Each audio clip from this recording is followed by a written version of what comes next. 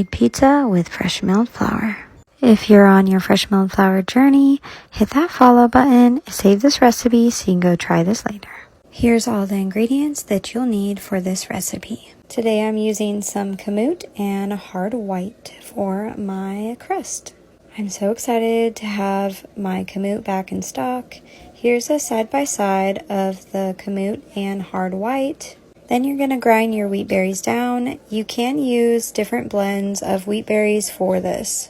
So if you don't have Kamut, you could do all hard white. Or you can use a different ancient grain too. To a bowl, you're going to add your water, your olive oil, your honey, and your salt. We're going to mix this together and then we're going to let it sit for 15 minutes to autolyze. This is an important step. You want your flour to be able to absorb its liquid without adding your yeast yet. So definitely don't skip this step. I'm using active dry yeast, so I'm going to activate it with water, sugar, and I'm going to put my yeast together and set that aside while my autolyzing is happening with my dough. You can use instant yeast. You don't have to do it like me, but this is how you can activate it if this is all you have. Then I'm going to put that in there and start the kneading process. This can take anywhere from 8 to 25 minutes, so be patient. It will be a very sticky dough. That's perfectly normal with fresh milled flour.